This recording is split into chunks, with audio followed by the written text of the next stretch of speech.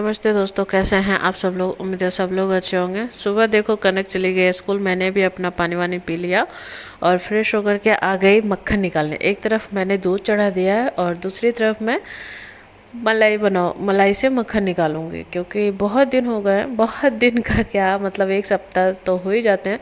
और मक्खन निकाल करके मैं यहाँ घी बनने के लिए रख दी हूँ। सबसे पहले यही काम इसलिए किया क्योंकि आज मैं बनाने वाली हूँ नॉनवेज। और ये देखो मट्ठा मट्ठा, पता नहीं क्या करूँगी, रखा रहेगा या फिर मैं दे ही दूँगी किसी को। अगर कोई पिएंगे तो ठीक है, चलो तब का तब देखा जाएगा। और यहाँ हस्बैंड आ गए हैं मार्केट करके, मतलब बाज़ार से सारा कुछ जो जो लाना था, साग सब्जी वो ले करके। और आज दिन है शुक्रवार, तो आज तो नॉनवेज बनेगा ही। और यहाँ कान्हा देखो खा रहा है चोको पाई, वो भी सामने वाले भैया मतलब उसके काका जी से मांग करके लाया है। काका चोको पाई दीजिए, और इसको ये बहुत पसंद आता है। लेकिन हाँ, अगर थोड़ा सा भी टूटा रह गया ना चोको पाई, तो ये और तोड़ करके फेंक देगा। और यहाँ देखो मछली ले आकर के रख दिए धो करके। और ये तो मुझे पसंद है, पर ये मुझे बिल्कुल पसंद नहीं है। पर चलो, जिसे पसंद है वो खाएंगे, मुझे तो ये खाना है।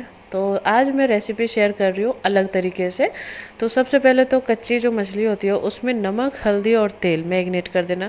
जैसे कि मतलब कोई भी नॉर्मल मछली बनता है तो ऐसा तो शायद होता ही है, मतलब मछली फिश करी में तो होता ही है।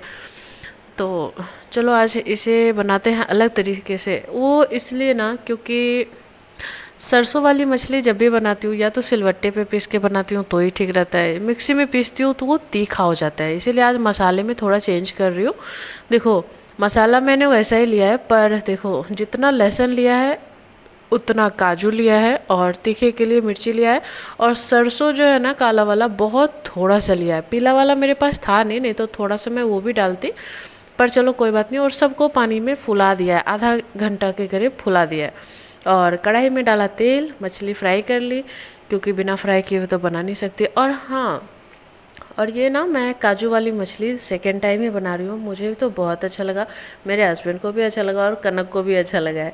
तो आप लोग भी एक बार बना करके ट्राई करना। अगर आप लोग सरसों वाली मछली खा खा करके बोर हो गए हो, या फिर आपकी भी मछली तीखी हो जाती है, या फिर आप कोई टेस्ट में चेंज चाहते हो, तो एक बार करके देखना। सरसों डाल दिया है तेल में, मतलब मछली फ्राई हो गई, उसके बाद फ़ौरन में डाला है काला वाला सरसों, 2 तेज़ पत्ता। और जो मैंने मसाला बना करके रखा था ना वही डालूंगी, ज़्यादा कुछ नहीं डालूंगी। और इस मसाले को भी ज़्यादा आपको भुनना नहीं है, क्योंकि इसमें है काजू। काजू तो ऐसे ही चिपकने लगता है, मतलब जैसे ही गर्म कढ़ाई में आप डालोगे तो चिपकना स्टार्ट हो जाएगा। तो इसे ज़्यादा देर मत फ्राई करना, बिल्कुल कम करना। अभी तो मिक्सी धो करके भी मैं पानी डालूंगी इसमें, उसके बाद ही मसाले वगैरह डालूंगी। और ज़्यादा कुछ भी नहीं है, बस इतना ही चेंज है कि जितना सरसों मैं हर बार लेती थी उससे आधा लिया है। और लहसुन के साथ साथ मैंने थोड़ा सा काजू भी डाला है। काजू डालने से ये होता है ना कि ग्रेवी जो होती है आपकी थोड़ी सी गाढ़ी होती है, वरना थोड़ी ज़्यादा पतली रहती है तो वो मुझे अच्छी नहीं लगती, पानी पानी जैसी। और गाढ़ी रहती है तो थोड़ी सी अच्छी लगती है मछली चावल खाने में। और जब मेरे यहाँ मछली बनता है तो और कोई सब्ज़ी बनता नहीं है, इस वजह से भी। और इसमें डाल दिया है मसाला, ज़्यादा नहीं भुना है, मतलब बिल्कुल 1 मिनट के अंदर में ही भून करके उसमें मसाला डाल दिया, इतना ही। जितना आपको हल्दी नमक मिर्चा मसाला जो भी देना है, ज़्यादा कुछ भी नहीं डालना है। हल्दी नमक धनिया मिर्चा जीरा मरीच का पाउडर, और हल्का सा अगर आप चाहो तो गरम मसाला डालना, वरना मत डालना। और तीखे के लिए हरी मिर्ची तो डाली ही है, अगर चाहो तो लाल मिर्ची भी डाल सकते हो। वैसे तो मैंने ज़्यादा कुछ डाला नहीं है।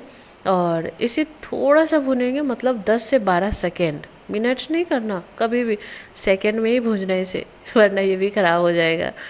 तो बस इसमें डाल देंगे पानी, और कुछ भी नहीं करना है, बस पानी डाल करके उबाल के फिर से मछली डाल देंगे, और बस हमारी मछली हो जाएगी बन करके तैयार। वैसे तो जब मछली वगैरह को बनने में ज़्यादा टाइम लगता नहीं है, जल्दी जल्दी से बन जाती है, क्योंकि ये बहुत जल्दी बनती है। वैसे आज ना मैं जिंदा मछली बना रही थी, इसलिए ये मछली ना थोड़ा सा टूट भी रहा था। अगर आप मरी हुई मछली लाते हो जो बर्फ़ वाली होती है वो जल्दी नहीं टूटते, पर जिंदा मछली थोड़ा सा टूटता है। तो आपको जितना ग्रेवी चाहिए आप उस हिसाब से पानी रख लेना। मैंने तो थोड़ा ज़्यादा ही डाल दिया, पर चलो कोई बात नहीं, ख़त्म हो ही जाएगा चावल में।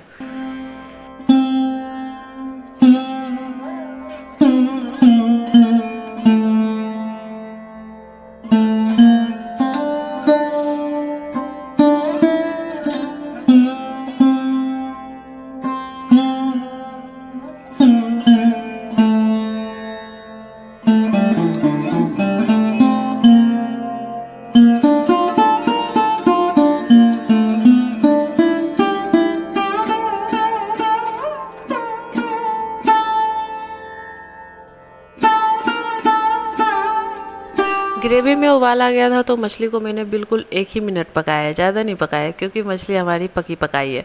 उसके बाद हस्बैंड का खाना निकाल दिया है, और उनको जो खाना अच्छा लगता है वही ना निकालूंगी, उनको यही सब अच्छा लगता है पीस में कोई बात नहीं। और ये पीस मैंने निकाला है तो सार के लिए, चलो उसे भी टेस्ट करवाते हैं कि कैसी लगी है। बताया नहीं है कि मैंने क्या डाला है, पर हाँ शायद अच्छी लगी होगी, मैंने तो पूछा ही नहीं, क्योंकि उसके बाद मैं मिली ही नहीं। हस्बैंड और मीठी खाना खा रहे थे, उसके बाद मैंने भी खाना वाना खा लिया और फिर मैं सो गई थी, क्योंकि इतना बढ़िया मछली चावल खाने के बाद किसी नींद नहीं आएगी, वो भी दोपहर में। और सो करके जगने के बाद हम लोगों के चेहरे पे बिल्कुल 12 बजे, क्योंकि कोई नहीं जगना चाह रहा था, मौसम थोड़ा अच्छा हो रहा था, और पता नहीं क्यों अचानक से मेरे दिमाग में आया कि कहीं चलते हैं, और फटाक से हम लोग रेडी हो गए। मतलब कहता है ना, चटमंगनी पट गया, मतलब सोचा और जल्दी जल्दी रेडी हो गए। और कान्हा तो कहीं जाने में भाई तैयार तो रहता ही है, और मैं भी बहुत जल्दी जल्दी तैयार हो जाती हूँ, और कनक भी। बस जो कहीं जाने में नानुकुर करते ना, वो मेरे हस्बैंड ही है। देखो अभी तक वो तैयार होके नहीं आए, और कनक भी तैयार होकर के यहाँ गोल गोल घूम रही है। पर हाँ, जाने का तो जा रहे हैं चारों ही, पर पता किसी को भी नहीं है कि हम लोग जा कहाँ रहे हैं, सच में। मतलब किसी को भी पता नहीं है, मुझे भी पता नहीं है, और मैं ही लेकर के जा रही हूँ कि चलो घूम के आते हैं। पर कहाँ जाना है ये डिसाइड ही नहीं हुआ। बाहर जा कर के देखा कि कहाँ जाना है। मौसम तो अभी बहुत अच्छा हो रहा है, बारिश वारिश हो नहीं रही थी उस टाइम तक, पर किसी को पता नहीं चला, तो चले गए कहीं ना कहीं, चले गए फ्लाईओवर के ऊपर घूम करके आने के लिए स्टेशन के पास। तो चलो आप लोग भी चल करके देखो। उसके बाद जो मेरे यहाँ बैंड बजा है ना मेरा, आगे वीडियो में बने रहना, आपको पता चलेगा।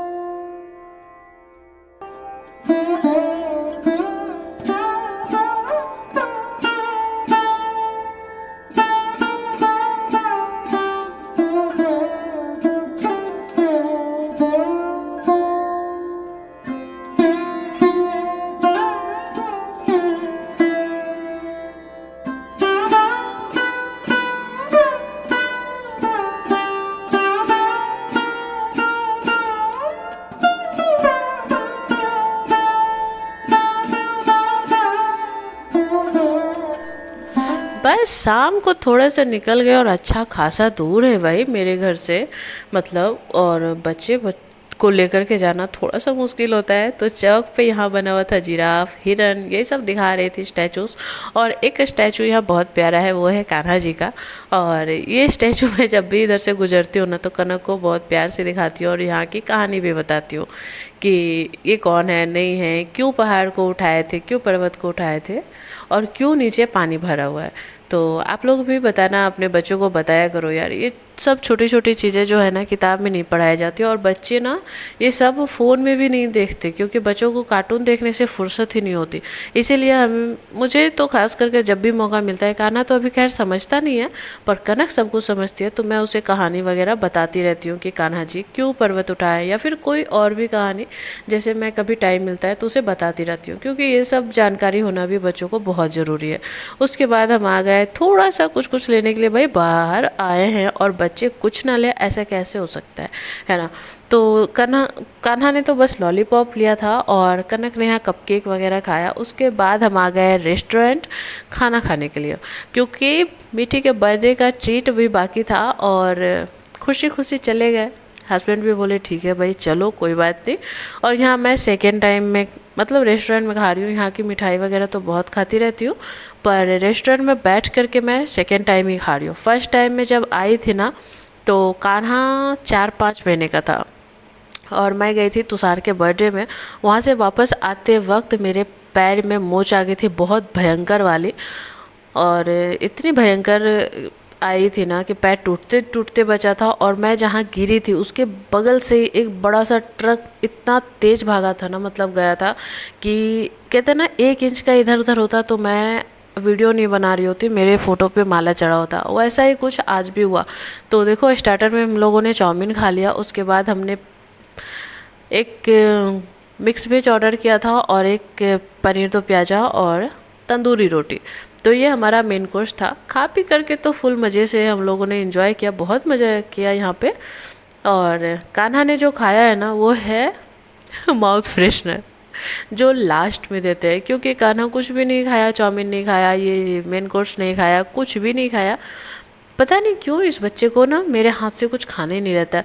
उसके बाद जब ये माउथ फ्रेशनर आया ना तो ये मतलब मीठा मीठा लग रहा था और बहुत अच्छा लग रहा था, मुझे भी बहुत अच्छा लगा। और कान्हा ने तो मतलब वो बहुत देर तक खाया, क्योंकि हम लोग यहाँ बैठे थे, बाहर हो रही थी भयंकर वाली बारिश, और बारिश ने ना आज मतलब मेरा पूरा मूड चौपट कर दिया कि मैं थोड़ा सा खुश होना चाहती हूँ तो मेरे साथ ही ऐसा क्यों होता है।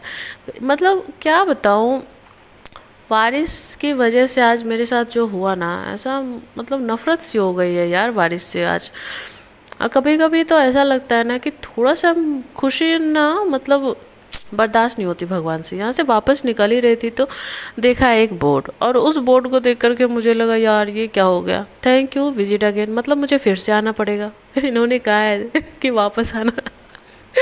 यहाँ पे खाना देखो कुछ ना कुछ इसे चाहिए, हालांकि यहाँ पे कुछ दिया नहीं है, दुकान बंद हो गया था और सब लोग बस जाने का ही वेट कर रहे थे कि बारिश थोड़ा कम हो, पर बारिश तो कम हुआ नहीं। किसी तरह बाहर आई, वापस आई, और रास्ते में मैं गिरी धड़ाम, क्योंकि एक जगह रोड टूटा हुआ था। देखो कितना तेज चोट लगा है, ये तो मतलब सीधे हाथ में लगा है, ब्लड आ गया। और साइड साइड में ना रूखा जो रोड रहता है ना, वो क्या कहते हैं, कंक्रीट वगैरह, वो सब भी चुभा है थोड़ा थोड़ा, पर चोट बहुत तेज़ लगा है। मैं कैसे काम करूँगी, मतलब क्या बताऊँ। थोड़ा सा खुश होती हूँ ना कि दुख पहले आ जाता है, खुशी बाद में आता है। अगर खुशी पहले आ जाती है तो दुख बाद में आता है। मतलब ऐसी ज़िंदगी हो गई है ना मेरी, सच बताऊँ ना तो ज़िंदगी से अच्छी मुझे मौत लगने लगी है। मुझे तो लगता है ना कि अगर कान्हा और मीठे नहीं होते ना तो अब तक तो मैं भगवान जी के पास ही चली गई होती। कौन ऐसी ज़िंदगी जिएगा। और देखो मेरा किचन भी पूरा बिखरा पड़ा है, क्योंकि मुझे पता ही नहीं था कि मैं शाम को कहीं जाने वाली हूँ। अचानक से प्लान बना, अगर मुझे पहले पता होता तो मैं किचन वगैरह समेट के जाती। और वापस आई हूँ तो भाई सब लोग भीगे हुए थे, सब ने कपड़े खोले हैं, सब ने चेंज किया। तो सारे कपड़ों को मैंने बस पानी से वॉश किया, क्योंकि सर्फ में डालने की तो ज़रूरत है नहीं। बस तैयार होकर के सब लोग निकले ही तो थे, खाना खाया था तो चलो पानी में ही डाल करके कर रहे थे। और इधर के कपड़े जो बारिश की वजह से थोड़े थोड़े से गीले हो गए, उसे मैंने छोड़ दिया। बाकी जो सूखे कपड़े थे उसे मैंने हटा दिया। और जिस वक्त मैं घर से निकली थी उस समय बारिश का कुछ भी आसार नहीं था, वरना मैं सारे कपड़ों को हटा करके जाती। सारे कपड़े सूखे हुए थे मेरे। उसके बाद मैंने सारे कपड़े लगाए जो गीले थे, अब ये रात भर में सूखते रहेंगे। बताओ अच्छा किसके साथ ऐसा होता है। थोड़ा सा खुशी मनाओ नहीं कि दुख पहले आ जाता है यार। बताओ क्या करूँ मैं, समझ में नहीं आता कभी कभी सच में। यार ज़िंदगी बहुत बड़ी लगती है कभी कभी। जब दुख होता है ना तो ज़िंदगी बहुत बड़ी लगती है, और जब सुख होता है तो ज़िंदगी बहुत छोटी लगती है। यहाँ देखो किचन तो ऐसे ही बिखरा पड़ा है, और आज मैं किचन समेटने भी नहीं वाली हूँ। और ये सारे जो मेरे हाथ में थे, सारे मतलब जो सामान मैंने मार्केट से लिया था ना, वो सबको धुल करके रखा है, क्योंकि नाली का पानी था उसी में मैं गिरी थी। तो सबको धो करके रख दिया, किचन वगैरह साफ़ किया, पर बर्तन साफ़ नहीं किया। और टाइम भी बहुत हो गया। तो चलो बाय, कल मिलेंगे नए व्लॉग के साथ। तब तक आपको ये व्लॉग कैसा लगा आप लोग बताना। कल क्या होगा कौन जानता है, पर हाँ कल अगर सही सलामत रही तो व्लॉग लेकर के ज़रूर आऊँगी। बाय।